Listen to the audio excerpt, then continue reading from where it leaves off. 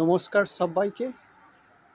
এইটা আমরা এসেছি সেন্ট লুইস। ক্রিসমাসের সময় তো 18 তারিখ নাগাদ ছুটি পড়ে যায় এখানে বাচ্চাদের, হ্যাঁ, আরকানসা পাবলিক স্কুলে। আর তারপরে আবার স্কুল খুলবে জানুয়ারি 5-6 তারিখ করে। তো আমরা ওই এসে এক সপ্তাহের জন্য এসেছি সেন্ট লুইস। হ্যাঁ, 550 লোকের আরকানসা ছোট্ট গ্রামের থেকে সেন্ট লুইস। আর সেন্ট লুইসটা আমি একটু চিনি, কারণ 2008 থেকে 2008, 9, 10 3 বছর আমি university of Missouri Saint Louis থেকে যখন পিএইচডি করি তখন সেন্ট লুইসে থাকতাম। এটা হচ্ছে আমাদের এয়ারবিএনবি বাসার ফ্রন্ট পর্চ, সামনে বসার জায়গা। আর এটা 3 বেডরুম 1 বাথ। আমি দেখানোর চেষ্টা করছি আর কি যে আরকানসা ছোট্ট টাউনের থেকে কতটা ডিফারেন্ট অ্যাকচুয়াল শহর মিজোরি সেন্ট লুইস। পরপর অনেক গুলো বাড়ি। এই আমাদের বাড়িটা, এটা 3 বেডরুম 1 বাথ। হ্যাঁ, একটু বাজেটের ওপরেই যেতে হয়, কারণ 3টে বাচ্চা তো। 3টে বাচ্চা থাকলে যেটা গল্পটা হয় আর কি, নর্মাল হোটেলে তো 4 জনের বেশি থাকলে মুশকিল। হ্যাঁ, তখন ওই স্যুট নিতে হবে আর কি, যাতে 4 জনের বেশি 5 জনের ফ্যামিলি হলে। কিন্তু সমস্ত হোটেলে সেটা থাকে না, ফলে বাজেট অনেক বেড়ে যায়। তো আমরা হিসেব করে দেখলাম আমাদের মতো যারা সস্তায় যারা ট্রাভেল করতে চাই আর কি, হ্যাঁ, এই রাস্তার ধারে পার্ক করতে হয়, তো তাদের পক্ষে এয়ারবিএনবিটা হচ্ছে এক হিসাবে ব্লেসিং। হ্যাঁ, আমরা যে বাসাটা পেয়েছি উল্টো দিক থেকে দেখানোর চেষ্টা করব, এটা সেফ রিজিয়ন আর কি।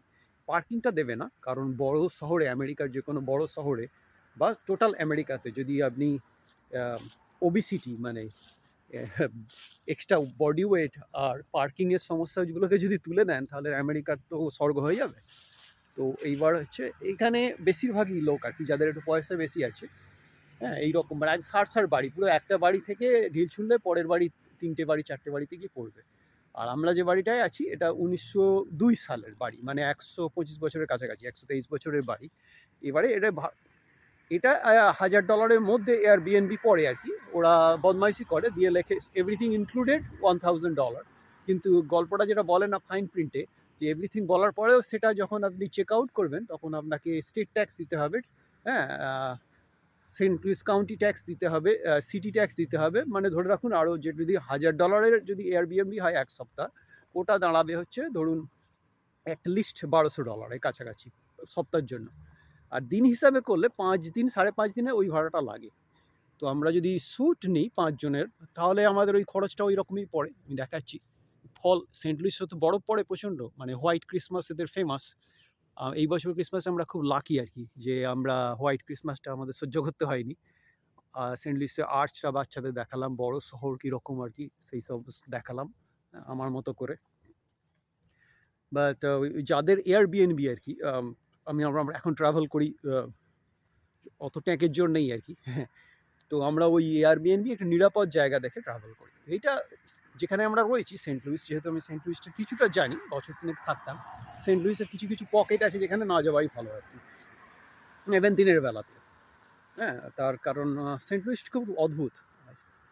কাঠবেড়ালি, ফলের লিভস, এখানে তো ওই সমস্ত পরিষ্কার করবে আর কি, পরিষ্কার করবে যখন সময় হবে। প্রত্যেকদিন এত পাতা ঝরে পড়ে, এই যে দেখতে পাচ্ছেন গাছ থেকে সমস্ত পাতা ঝরে পড়েছে ফলে।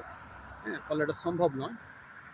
আর আমরা ডাউন টাউনের খুব কাছে আছি, মানে জাস্ট 2 মিনিট হাঁটলে হচ্ছে ডাউন টাউনের মেন রাস্তা। ফলে সব কিছুই আর্চ, সেন্ট লুইস আর্চ, বা বাচ্চাদের গতকালকে নিয়ে গিয়েছিলাম সেন্ট লুইস জু, হ্যাঁ, সেন্ট লুইস সায়েন্স মিউজিয়াম। যেহেতু একটু গরম আছে, হ্যাঁ, 55 কাছাকাছি টেম্পারেচার, 55 মানে ধরুন 8 ডিগ্রি 9 ডিগ্রি, হ্যাঁ, মতো কাছাকাছি আর কি, সেলসিয়াসে হবে আর কি। এখানে তো ফারেনহাইটে টেম্পারেচার মাপে। পরে বেশ ভালোই ঘোরা হলো গতকালকে। সমস্ত প্রাণী না, যেগুলো আর কি বাইরে বেরিয়েছে তাদের দেখলাম।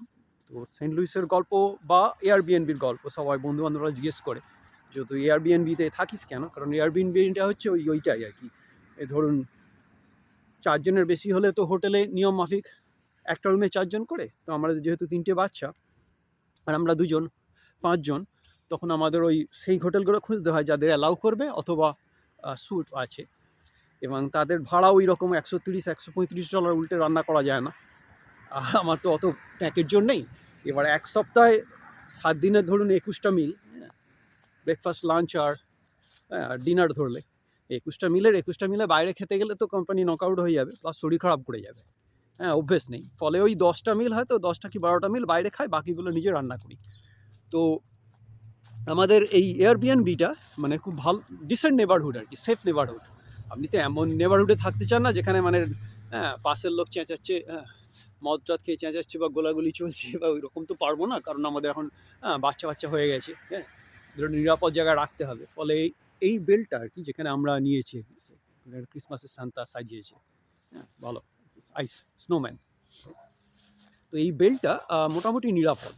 আর নিরাপদ বলে এখানে পয়সাটা একটু বেশি দিতে হয়, মানে 3 বেডরুম 1 বাথ, একটা বাথরুমে 5 জনের একটু সমস্যা হয়, বিশেষ করে আমার মেয়ে যখন বাস করতে ঢুকবে বা চান করতে ঢুকবে মাথা খারাপ হয়ে যায় আর কি। বাকি সবাই ওরে খোল রে, আমার বয়স তো 50-এর কাছাকাছি, হ্যাঁ একদম মানে কফি খাওয়ার অভ্যেস আছে, ফলে যখন প্রকৃতির ডাক পড়বে তখন যেতেই হবে। কিন্তু সে তো এই চারপাশে দেখছেন ফল লিভস, কিন্তু আমার মেয়ে তো ওইগুলো নেই। তো এই রিজিয়নটা বেশ রিজনেবল, কারণ উল্টে দিকে দেখতে পাচ্ছেন লোকে হাঁটাহাঁটি করে, একটা ছোট্ট পার্কও আছে। হ্যাঁ আজকে তো আনইউজুয়ালি ওয়ার্ম সেন্ট লুইসের রেসপেক্টে, হ্যাঁ সেন্ট লুইসের 10 degree Celsius temperature, 9 degree Celsius temperature ক্রিসমাসের সময় ভাবা যায় না। হ্যাঁ এখন তো সবই চেঞ্জ হয়ে যাচ্ছে, কিন্তু ওই ফল কালারটা আছে, সমস্ত পাতা প্রায় ঝরে গেছে কাছে। আর এই পুরো ব্লকটা হচ্ছে ওই 1900 সালের কাছাকাছি সব বাড়ি তৈরি করা, 1900 সাল 1910 সালের মধ্যে সমস্ত বাড়ি। আর আমাদের যে বাড়ির ওনার, হ্যাঁ 1 সপ্তাহের জন্য ভাড়া নিয়েছি, যে বাড়ির ওনার সম্ভবত বসনিয়ার লোক, লাস্ট নেম দেখে যা দেখলাম, লাস্ট নেম দেখে যতটা বুঝতে পারছি 3টে লাস্ট নেম আছে।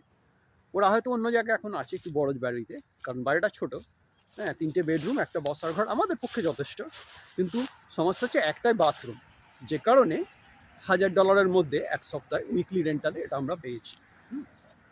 আর পার্কিং দেবে না, কারণ সেন্ট লুইসের কোথাও পার্কিং দেয় না, ওই রাস্তার ধারেই আমাকে পার্ক করতে হবে। ওইটা একটু চাপ, কারণ রাস্তার ধারে এমনভাবে পার্ক করতে হবে যাতে পাশ দিয়ে ছোট্ট ক্লিয়ারেন্স দেখতে পাচ্ছেন ভীষণ কম আর কি, পাশ দিয়ে যখন গাড়ি যাবে সে মানে আয়নার কাঁচটা যেন ভেঙে না দেয়। অনেকে করে কি ওই রকম আর কি। ইনফ্যাক্ট একটু যদি আমি হাঁটতে শুরু করি, কয়েকটা হয়তো গাড়ি দেখতে পাবেন যেখানে কাঁচটা ওরম ভাঙা, তার কারণ ওই পার্ক করার সময় বেশি খেয়াল করেনি, হ্যাঁ পাকামো করে রাস্তাটা গ্যাপ অতটা না রেখে পার্ক করেছে। আর রাত্রিবেলা একটু পানীয় নিয়ে যারা ড্রাইভ করবে আর কি, হ্যাঁ বা অন্ধকারে দেখতে পাবে না। আর প্যারালাল পার্কিং তো ভীষণ বাঁশ জিনিস। আমি তো সকালবেলায় যে এখানে যে গাড়িটা বার করেছে, হ্যাঁ ফাঁকা জায়গাটা দেখতে পাচ্ছেন, এখানে 2টো গাড়ি পার্ক করবে, ফলে একটু স্কিলেরও দরকার আছে। তো আমি তো বাঙালি ছেলে, 23 বছর ছাড়িয়ে 24 বছর পড়লো গাড়ি চালাই, বাধ্য হয়ে চালাই।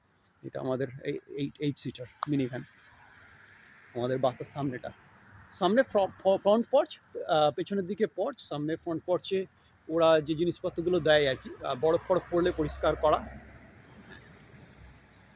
এই মোটামুটি হচ্ছে আরকানসাস ছোট্ট শহর ভার্সেস সেন্ট লুইস। অলরেডি শুনতে পাচ্ছেন এমার্জেন্সি, ওটা বাইক লেন, উল্টো দিকে ছোট্ট একটা বসার জায়গা এবং পার্ক। আর আজকে তো ক্রিসমাস, পুরো একদম মানে সুচ পড়লেও শব্দ হবে, সমস্ত কিছু বন্ধ। এই দেশে তো অদ্ভুত, ছুটির দিনে কিছু পাওয়া যায় না। এই সকালবেলা বাচ্চাদের টয়, তাও তো আমি হিন্দু, হ্যাঁ আমার বউ ইউক্রেনের, কিন্তু এদের তো অন্য রকমের একটা ওই ক্রিসমাস আছে আর কি, সান্তা গিফট দিচ্ছে, মানে ফাটছে হচ্ছে বাপ মায়ের, কিন্তু তোরা জানছে সান্তা এসে গিফট দিয়ে যাচ্ছে।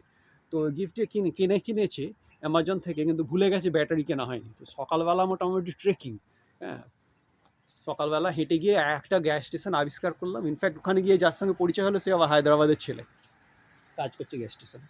তো 2-4 মিনিট কথা হলো, আমার বেটা আওয়াজ দিল, হ্যাঁ তুমি দেশের লোক পেলেই আমি কথা বলি আর কি, ইংরাজিতেই কথা, হায়দ্রাবাদের সঙ্গে তো আমি বাংলায় বা হিন্দিতে বলতে পারবো না, তো টুকটাক কথাবার্তা হলো। এটা হচ্ছে এই বাড়ির সামনের পর্চ, আর বাড়ির ভেতরে আর কি এখন অগোছালো, প্লাস আমার বাচ্চারা আছে দেখাতে পারবো না, কিন্তু এমন কিছু ফ্যান্সি নয়, but good, nice and clean. আর একটা ব্যাকইয়ার্ড আছে, হ্যাঁ যেখানে বারবিকিউ গ্রিল ফিলগুলোও দেয় আর কি। বাড়ির শহরে যেটা হয় আর কি, বসার জায়গা ভীষণ কম, 2টো বাড়ির মাঝে জায়গা পুরো কলকাতার গলির মতো আর কি। এটা হচ্ছে বাড়ির পেছন দিকটা, যে বাড়ির পেছন দিকটা এখানে একটা বসার জায়গা দেয়, চেয়ার টেবিল। আর এই মানে যাদেরকে আমাদের টেলারের আর কি ছোট্ট গ্রামের বিশাল হাফ একর জমির উপরে বাড়ি দেখিয়েছি, তাদেরকে দেখানো যে শহরের বাড়িগুলো কীরকম হয়, মানে একদম নিঃশ্বাস ফেললে বোঝা যাবে কি ওইটুকুনি রাস্তা দিয়ে গা দিয়ে চালাচ্ছে। এবার এই যদি এই আয়না পায়, গাড়ির আয়না তো ভাঙবেই। তো যারা যেমন সাজায়, আমাদের যেমন পাশের জন ক্যান্ডি কেন দিয়ে সাজিয়েছে ক্রিসমাসের জন্য। আমি বাঙালি ছেলে, আমরা কি ওটা ঘরে ছোট্ট ক্রিসমাস ট্রি, বাচ্চাদের না হলে খারাপ লাগবে। আর ওই গিফট, আর আজকে সব্বাইকেই বেশি মোটামুটি রান্না করে খেতে হবে, কারণ ক্রিসমাস এখানে তো ফ্যামিলি হলিডে। ফলে সমস্ত রেস্টুরেন্টগুলো ক্রিসমাস বন্ধ থাকে, গ্যাস স্টেশন ছাড়া কিছু খোলা থাকে না, দু একটা হয়তো দোকান টোকান খোলা থাকে। ক্রিসমাস ইভ বলে, কারণ 24শে ডিসেম্বর আর্ধেক দিন কাজ করে, হ্যাঁ। আর 25শে ডিসেম্বর মোটামুটি একদম সাইলেন্ট সিটি। সেই কারণে সেন্ট লুইসও এত চুপচাপ সারাদিন, মানে যার খুব দরকার তাছাড়া কেউ বাড়ি থেকে বেরোয় না। ঠিক আছে, একটা শহর, আর যারা আমার টেলারের ভিডিওটা দেখেছেন, আর ছোট্ট আরকানসা গ্রামের ভিডিওটা দেখেছেন আর এই ভিডিওটাও দেখছেন, আশা করি একটা আন্দাজ পাবেন যে আমেরিকা, রুরাল আমেরিকা ভার্সেস, হ্যাঁ, আমেরিকার পুরানো শহর সেন্ট লুইসের মতো শহর ঠিক কীরকম। ভালো থাকবেন সবাই, এখন রাখছি, ধন্যবাদ।